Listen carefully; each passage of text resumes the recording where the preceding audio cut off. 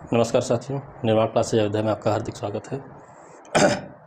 World geography की आज की क्लास में हम लोग अब वायुमंडल पढ़ रहे हैं। वायुमंडल में गैसों की क्या स्थिति है हमने देख लिया और किन परतों में विभाजित है ये भी हमारा हो गया है। आज हमारा ये जैसे पृथ्वी पर तापमान की अगर हम बात करें तो तापमान हमें कहाँ महसूस होता है? सतह से ऊपर।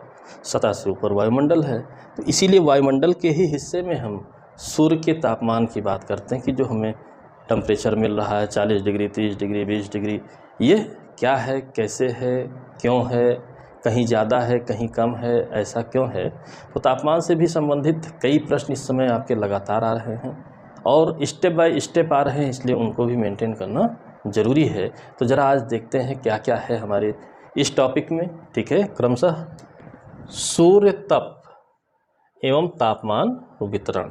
ठीक है, तो सूर्य का जो तापमान है इस चैप्टर के साथ साथ आप याद करिए ब्रह्मांड में भी हमने सूर्य के बारे में पढ़ा है। तो सूर्य के बारे में जो पढ़ा है वहाँ तक लिंक करके देता है प्रश्न आपका। ठीक है, कहीं ऐसा नहीं लिखा हुआ है कि एक टॉपिक मतलब बस ये टॉपिक पढ़िए, उस दायरे से बाहर नहीं जाएगा।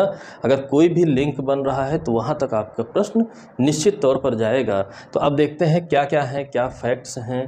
ठीक है, कई बातें इसमें इस पार्ट में ऐसी हैं जो हम पहले पढ़ चुके हैं, एक तरह से दोहरा भी जाएंगी। ठीक है, तो कैसे कैसे सूर्य का तापमान इस पृथ्वी पर आ रहा है और किस तरीके से हमें महसूस हो रहा है, ज़रा इनको देखते हैं।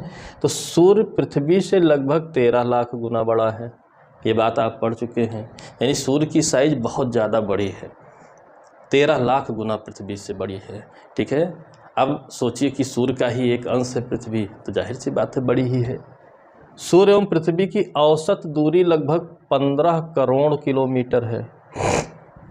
अब आप इसी से अंदाज़ा लगा लीजिए कि सूर्य यही नहीं है, आपको तो कुछ 100 किलोमीटर का सफ़र करना होता है तो घंटों लग जाता है, लेकिन पृथ्वी और सूर्य के बीच की दूरी 15 करोड़ किलोमीटर है। एवरेज इसलिए कि पृथ्वी आप जानते हैं ज़ैड आकार में, दीर्घ वृत्ताकार आकार में सूर्य का चक्कर लगाती है, यानी कि मैक्सिमम डिस्टेंस मिनिमम डिस्टेंस दोनों हैं, न कि सर्कुलर मोशन में या सर्कुलर राउंड लगा रही है तो उससे होता तो बराबर होती। इसलिए औसतन दूरी निकाली जाती है कि न्यूनतम दूरी और अधिकतम दूरी सबका माध्य निकाला जाता है। औसत दूरी 15 किलोमीटर लगभग है।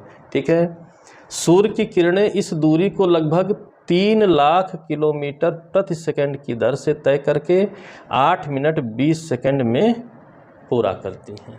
कितनी सिंपल सी बात। अब देखिए ये जो घेरे बन रहे हैं यही आपके प्रश्न हैं। यहाँ पढ़िए, सूर्य के साथ पढ़िए, कहीं पर भी पढ़िए, बार बार पढ़िए, प्रश्न यही आने हैं। तो आप जानते हैं कि जो प्रकाश की गति होती है वो 3 लाख किलोमीटर प्रति सेकंड के लगभग होती है, यानी एक सेकंड में 3 लाख किलोमीटर चल रहा है। हम लोग 100 किलोमीटर 1 घंटे आधे घंटे इस तरीके से चलते हैं। आप अंदाज़ा लगाइए, एक सेकंड में 3 लाख किलोमीटर चल रहा है, तब लगभग 8 मिनट 20 सेकंड में, यानी कि सूर्य की किरणें 15 करोड़ किलोमीटर की दूरी लगभग कितने समय में पूरा करती हैं?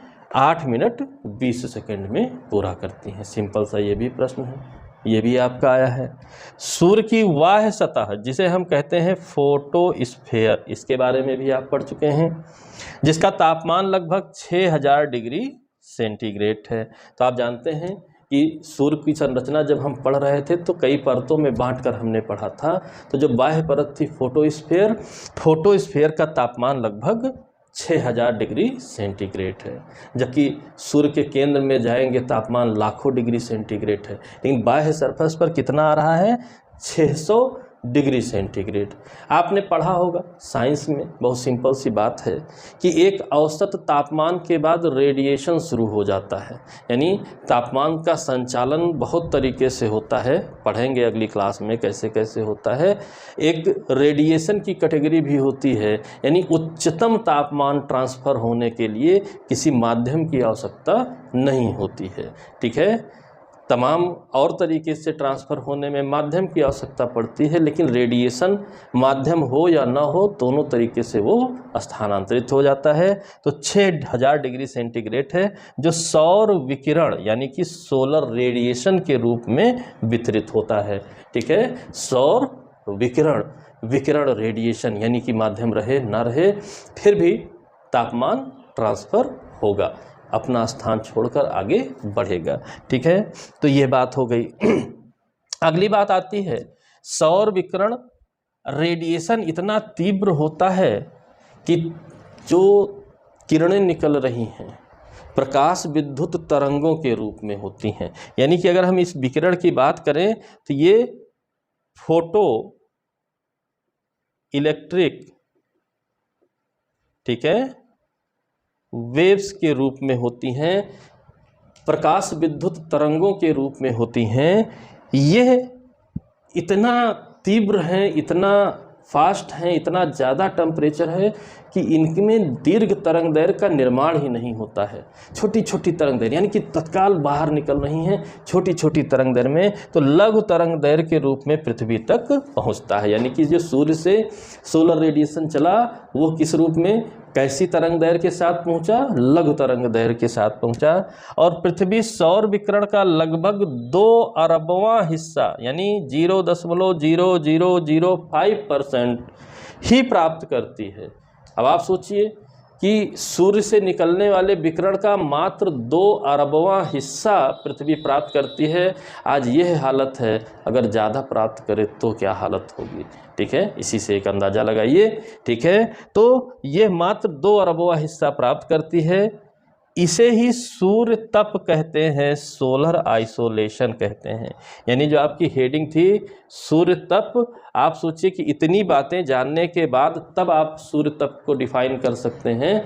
अदरवाइज अगर कोई सीधे तौर पे कहता है कि पृथ्वी जो सूर्य का प्रकाश प्राप्त करती है, विकिरण प्राप्त करती है, उसे ही सूर्य तप कहते हैं, तो बात पूरी होगी ही नहीं जब तक आप क्रमशः नहीं जानेंगे। ठीक है, तो ये एक बात हुई। अब अगले हिस्सा में ये जो तापमान मिल रहा है, आप जान रहे हैं तापमान में एनर्जी भी होती है, ऊर्जा भी होती है। तो ऊर्जा के फॉर्मेट में अगर हम बात करें तो किस प्रकार बात करेंगे। ठीक है, तापमान से जो ऊर्जा प्राप्त होती है, अगर हम ऊर्जा की भी दर की बात करें कि भाई कितनी एनर्जी मिल रही है, तो 2 कैलोरी प्रति सेंटीमीटर स्क्वायर प्रति मिनट। यानी कि अगर हम 2 सेंटीमीटर स्क्वायर ले लेते हैं, ठीक है, 2 cm, तो 1 मिनट में 2 कैलोरी प्राप्त हो रही है। ठीक है, 1 मिनट में 2 कैलोरी एनर्जी प्राप्त हो रही है। और इस औसत ऊर्जा प्राप्त को सौर स्थिरांक, सोलर कांस्टेंट कहते हैं।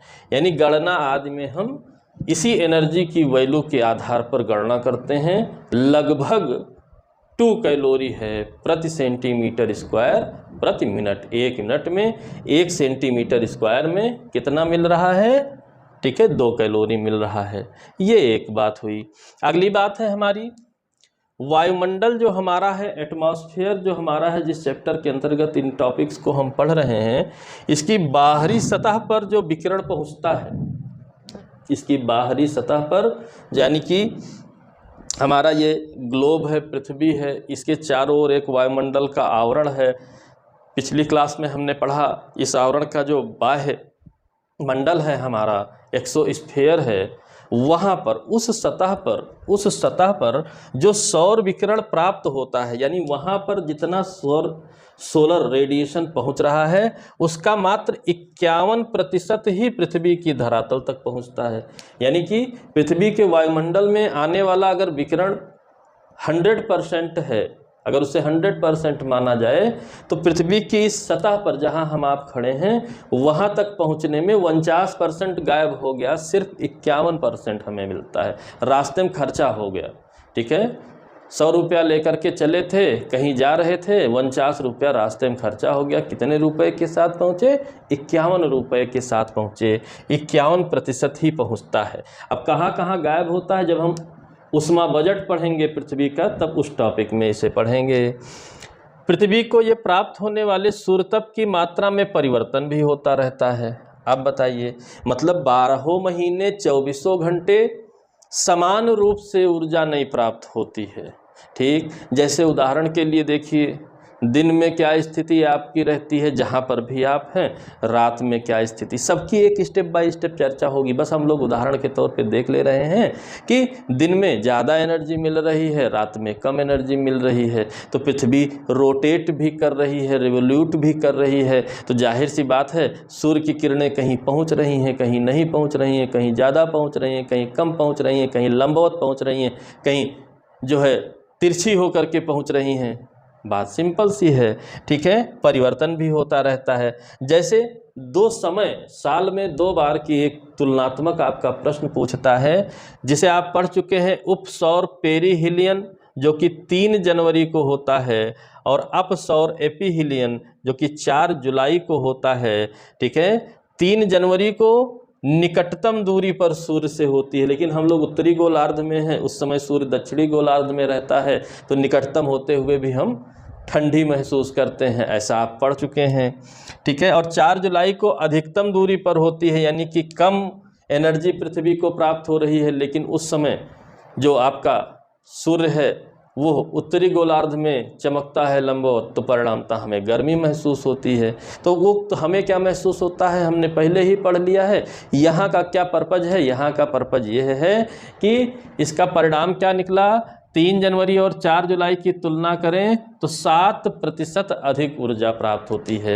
यानी जब निकटतम दूरी पर होती है, भले आपको ठंडी लग रही है क्योंकि आप उत्तरी गोलार्ध में हैं, आपको 7% आपकी पृथ्वी ज़्यादा एनर्जी प्राप्त करती है, लेकिन जब अधिकतम दूरी पर होती है, भले आपको जो है गर्मी लग रही है, ऊर्जा कम प्राप्त करती है। तो दोनों बातें मिला करके पूछता है, इसलिए उपसौर अपसौर के साथ हमने इस बात को पढ़ा। ठीक है, पृथ्वी पर सूर्य तप की मात्रा प्रति इकाई क्षेत्रफल निम्न कारकों पर निर्भर करती है।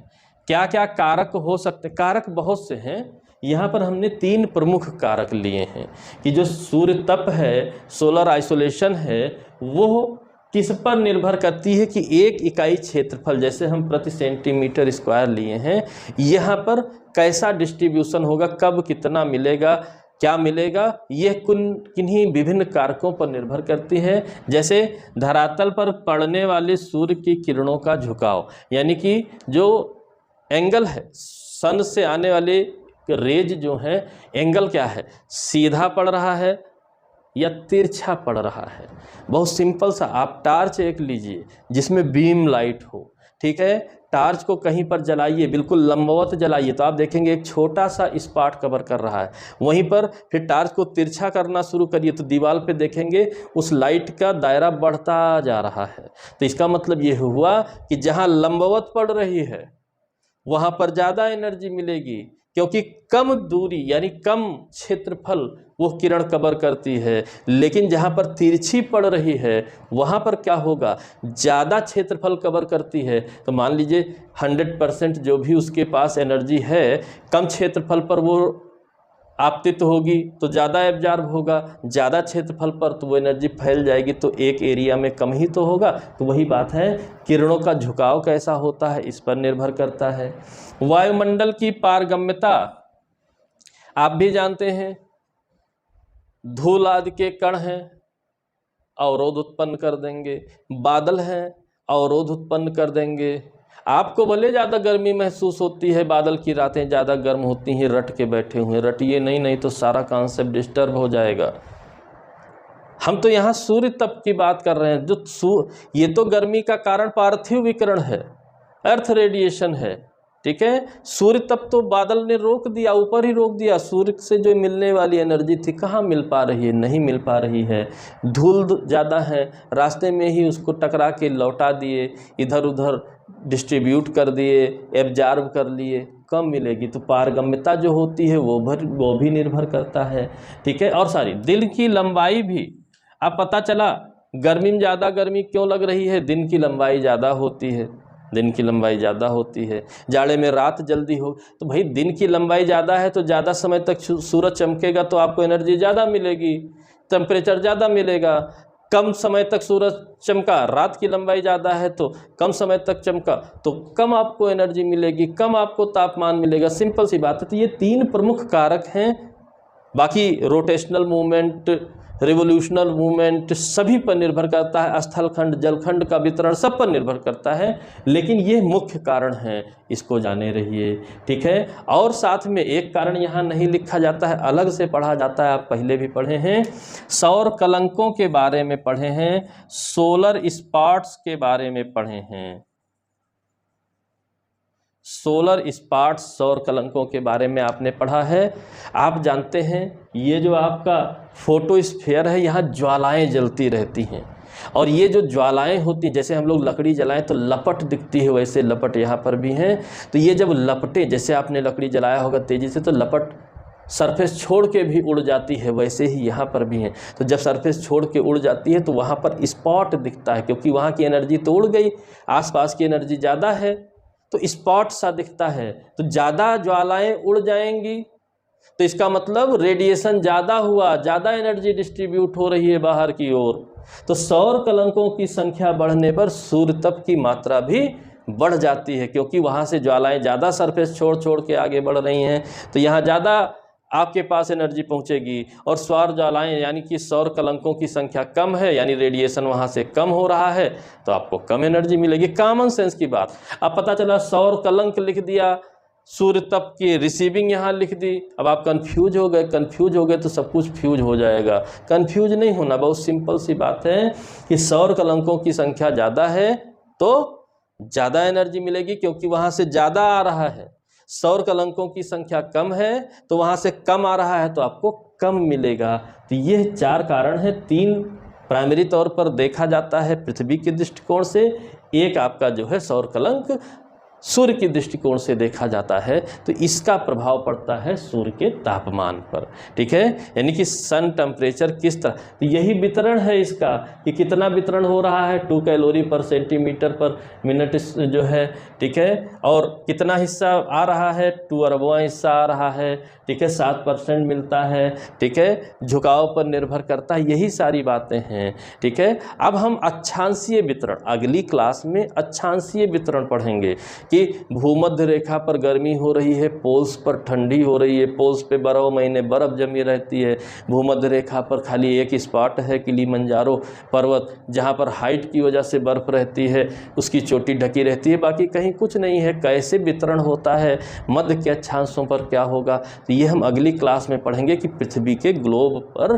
किस तरीके से तापमान का वितरण है, ये हम अगली क्लास में पढ़ेंगे। आशा करता हूँ सोलर जो आइसोलेशन है इससे आपका किसी भी प्रकार का आज तक इससे बाहर प्रश्न नहीं आया है, ना ही आएगा, और मुझे नहीं लगता है कि आपको समझ में नहीं आया होगा। यदि कोई समस्या है तो आप कमेंट कर सकते हैं, अन्यथा इतने कॉन्सेप्ट, मिनिमम कॉन्सेप्ट है, इतने अगर आपको समझ में आ रहा है, किसी भी प्रकार का प्रश्न सोलर आइसोलेशन से पूछा जाए आपका कभी भी गलत नहीं होगा, ठीक है। तो इस बात के साथ आशा करता हूँ वीडियो पसंद आई होगी, पसंद आई हो लाइक करें, शेयर करें, चैनल को सब्सक्राइब ना किया हो तो आपने चैनल को सब्सक्राइब करें, ताकि आपको ज़्यादा से ज़्यादा वीडियोज़, आपके करियर ओरिएंटेड वीडियोज़ आपको प्राप्त हो सकें, ठीक है। ये अभी एक अवधारणा अपने दिमाग से निकाल दीजिए कि ये यूपीएससी में इतना कॉन्सेप्ट पूछता है, वनडे एग्जामों में भी इस तरह के कॉन्सेप्ट वाले प्रश्न पूछे जा रहे हैं। यदि आप गलतफहमी में हैं तो उस गलतफहमी को निकाल दीजिए, अन्यथा बहुत समस्या हो जाएगी। वैकेंसीज की संख्या घट रही है, कंपटीशन की मात्रा बढ़ रही है, और आप सही तरीके से रेडी नहीं हैं, तैयार नहीं हैं, तो कब तक बाहर होते रहेंगे, कोई फ़ायदा नहीं होगा। इसलिए मेंटेन करिए, अच्छे ढंग से मेंटेन करिए, हम आप मिलकर मेंटेन करेंगे, ठीक है। तो चैनल को सब्सक्राइब ज़रूर करिएगा, ऑल पर क्लिक कर दीजिएगा घंटी दबा करके, ताकि आपको सारे नोटिफिकेशन समय मिल सकें। अगली वीडियो तक के लिए जय हिंद, जय भारत, धन्यवाद।